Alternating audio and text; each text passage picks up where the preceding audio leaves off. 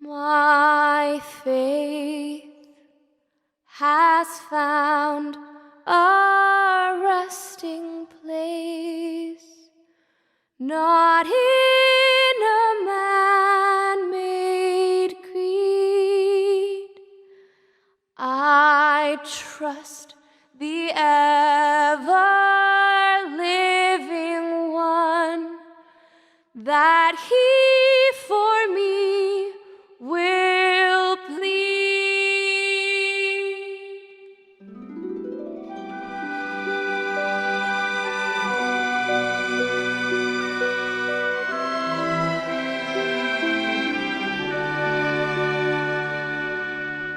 Enough for me that Jesus saves. This ends my fear and doubt. A sinful soul, I come to Him. He will not cast me out. I need no other evidence. I need no other plea. It is enough that Jesus died and rose again for me.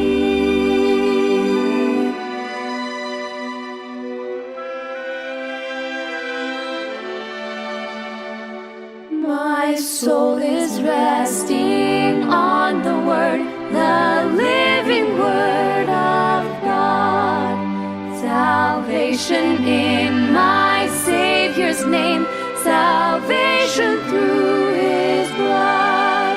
I need no other evidence, I need no other plea. It is enough that Jesus died and rose again for me.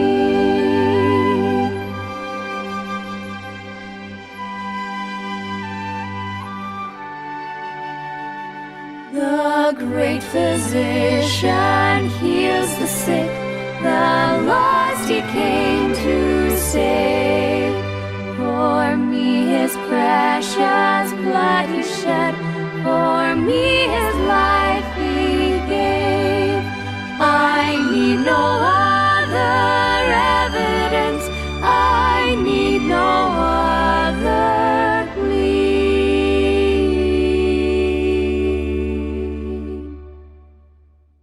It is enough that Jesus died and rose again for me.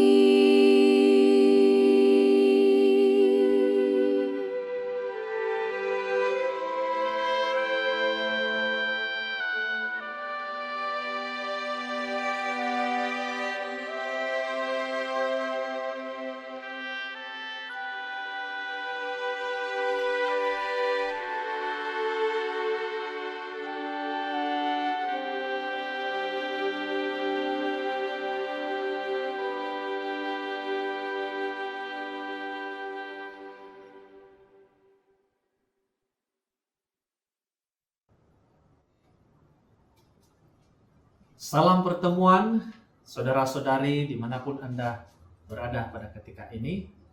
Saya sangat senang hati boleh bersama dengan Anda pada ketika ini. Semoga Anda terhindar daripada segala penyakit yang menakutkan ini. Kita teruskan perbaktian kita pada malam ini dengan berdoa. Mari kita berdoa. Maha besar ya Bapa kami, pencipta langit bumi dan segala isinya, sumber segala sesuatu. Kami bersyukur pada malam ini oleh karena kami diberikan kesempatan untuk mempelajari firman Tuhan. Mohon agar kami diberikan pemahaman melalui Roh Kudus. Di dalam nama Tuhan Yesus kami berdoa. Amin. Lebih kurang 1 minggu yang lalu, saya mendengar seorang pemandu van lelaki, umur dalam lingkungan 50 tahun.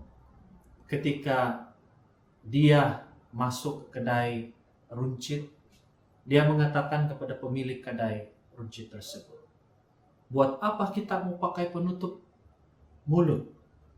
Buat apa kita menggunakan pembersih tangan dan sebagainya?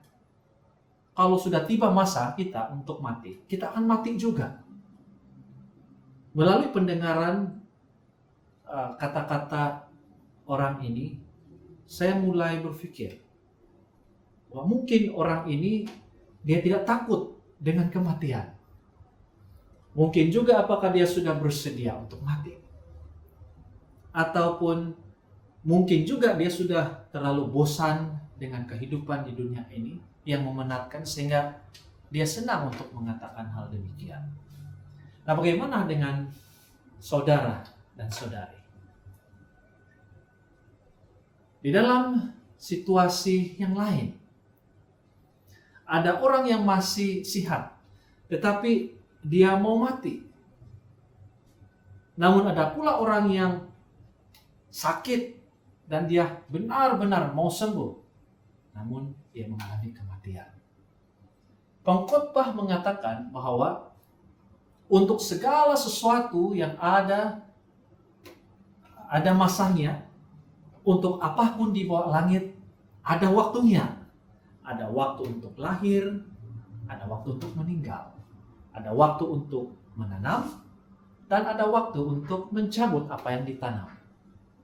Ayat ini memberitahukan kepada kita bahwa selagi di dalam dunia ini ada dua musim yang akan terjadi dalam kehidupan kita.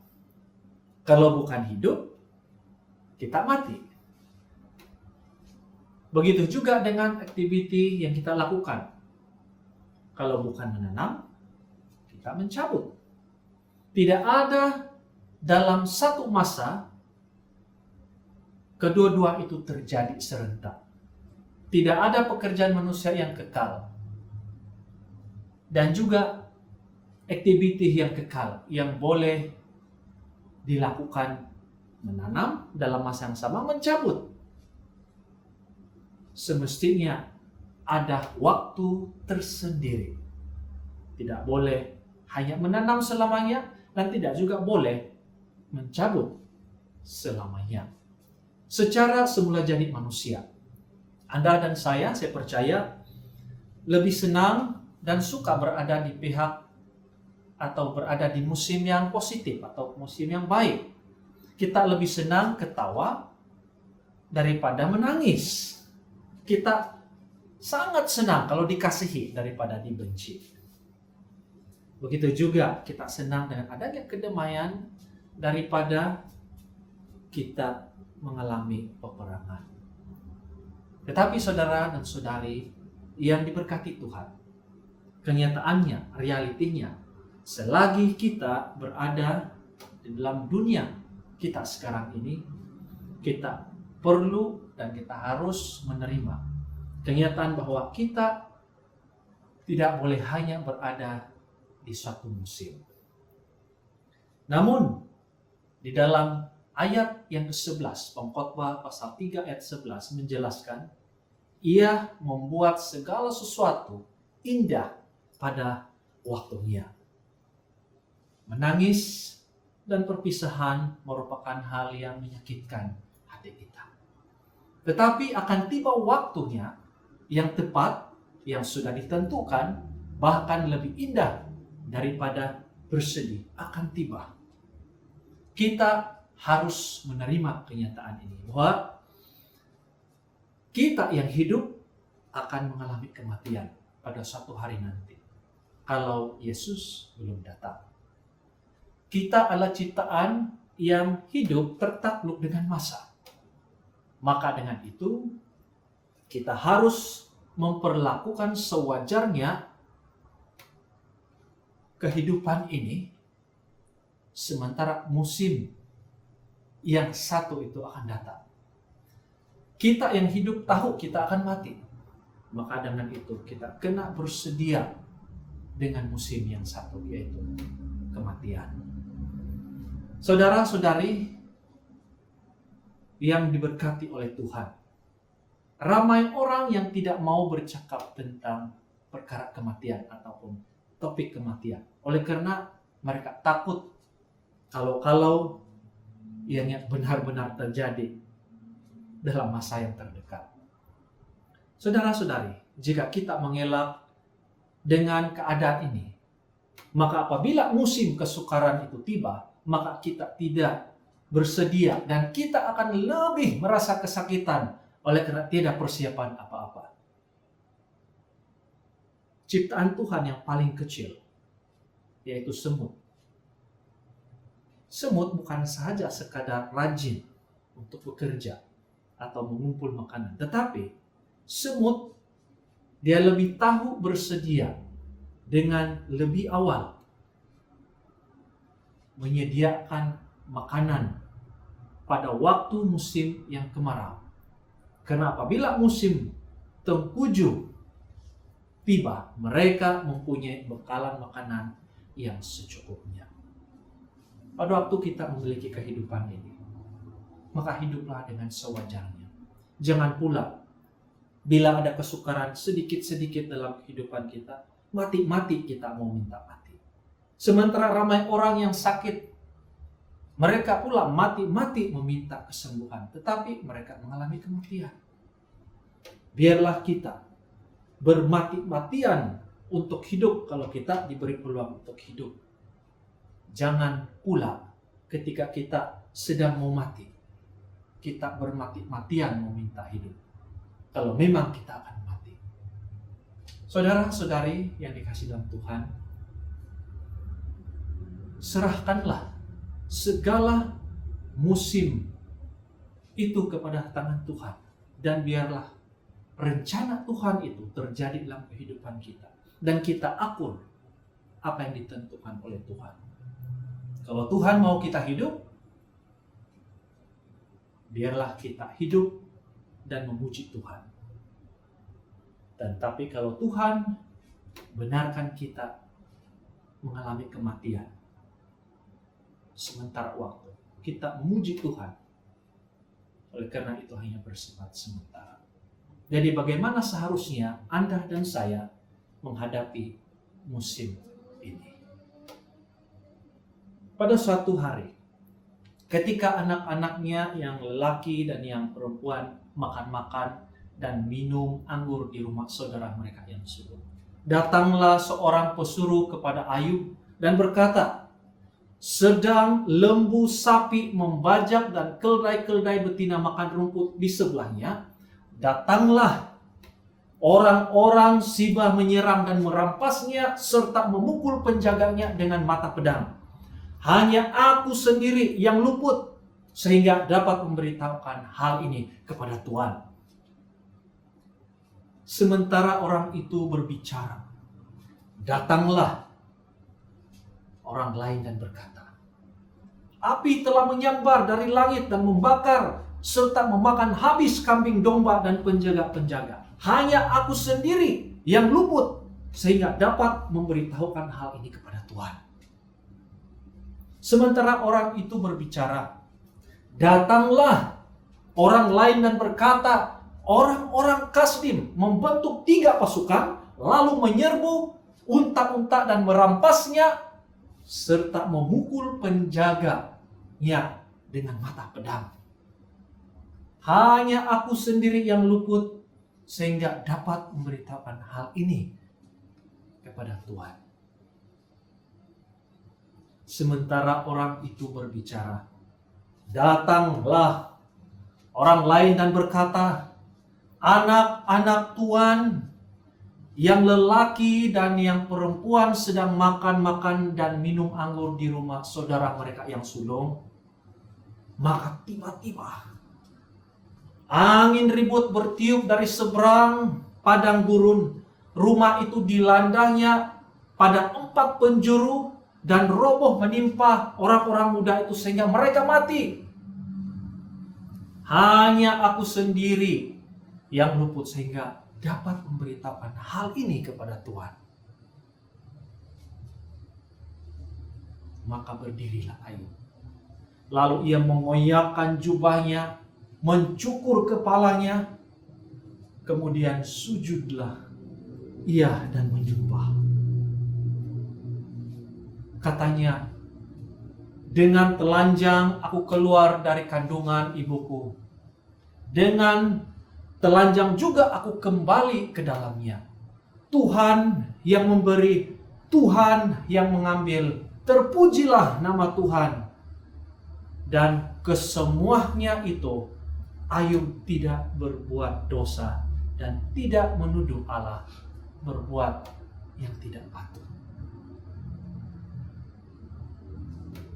Saudara-saudari, ketika Ayub berhadapan dengan musim kemusnahan yang dia miliki, seperti ternakan serta hamba-hambanya dalam jumlah yang sangat besar, dan kematian 10 orang anaknya yang sentiasa dia doakan mati dalam masa yang sama, dia masih mampu mengatakan, dengan telanjang aku keluar dari kandungan ibuku, dengan telanjang juga aku kembali ke dalamnya. Tuhan yang memberi, Tuhan yang mengambil. Terpujilah nama Tuhan. Dan yang menarik perhatian kita, selepas kenyataan ini dilafazkan, dikatakan bahwa dalam kesemuanya itu, Ayub tidak berbuat dosa dan tidak menuduh Allah berbuat yang kurang patut. Bagaimana dengan Anda dan saya? Mampukah kita mengatakan hal yang sama ketika musim buruk terjadi, melanda di dalam kehidupan kita? Kita mulai bertanya, bagaimanakah Ayub mendapat kekuatan seperti ini? Saudara-saudari yang dikasihi dalam Tuhan, kita mendengar melalui ayat tadi dalam firman Tuhan. Setiap kali apabila hari-hari pesta telah berlalu, Ayub memanggil mereka dan menguduskan mereka. Keesokan harinya, pagi-pagi bangunlah Ayub, lalu mempersembahkan korban bakaran sebanyak jumlah mereka sekalian, sebab pikir-pikirnya, mungkin anak-anakku sudah berbuat dosa dan telah mengutuki Allah di dalam hati mereka.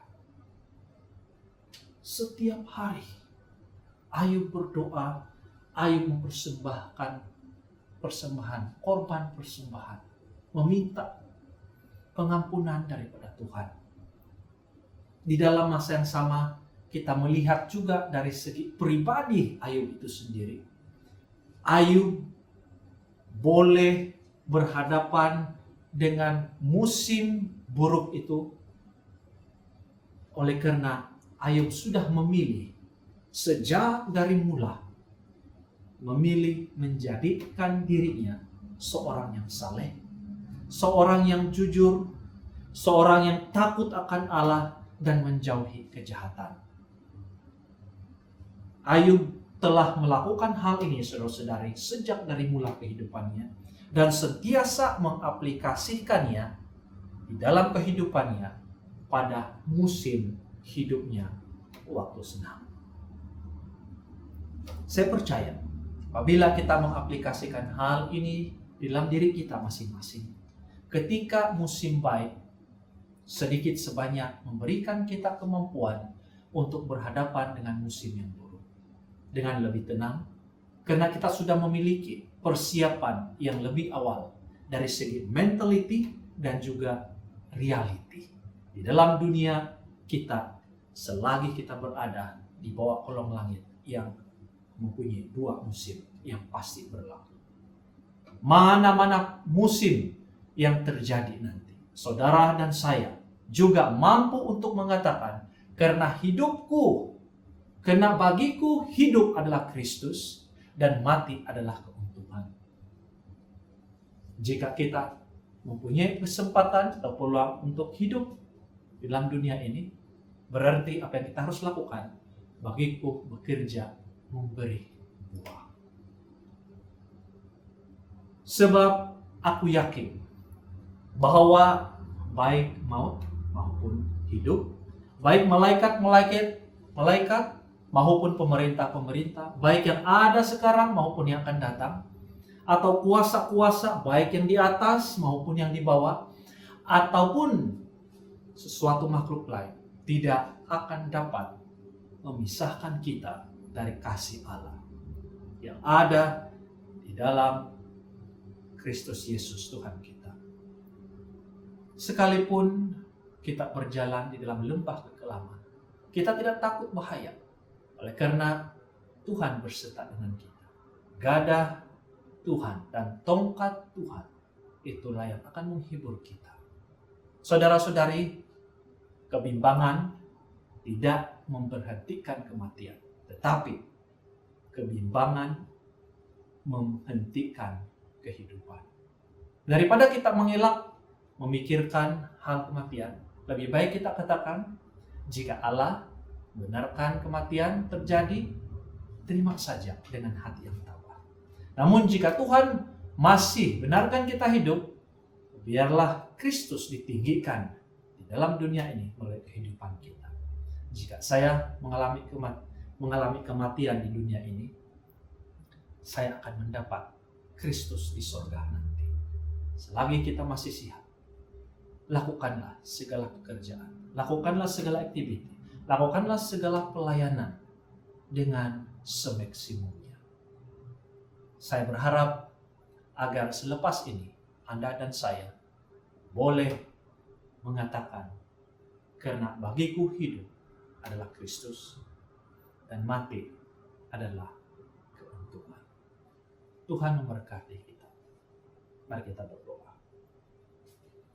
Ya Tuhan, Allah Bapa kami yang berada dalam kerajaan surga, kami mengucap syukur dan terima kasih karena Tuhan sudah memberkati kami dengan pengertian bahwa di dalam dunia ini ada dua musim yang akan terjadi dalam kehidupan kami, yaitu kehidupan dan juga kematian. Biarlah melalui pengertian ini dan melalui kekuatan yang kami perolehi daripada Tuhan, mana-mana musim yang terjadi di dalam kehidupan kami, biarlah kami boleh menerimanya dengan hati yang tabah. Terima kasih Tuhan sudah mendengar doa kami. Di dalam nama Yesus kami berdoa.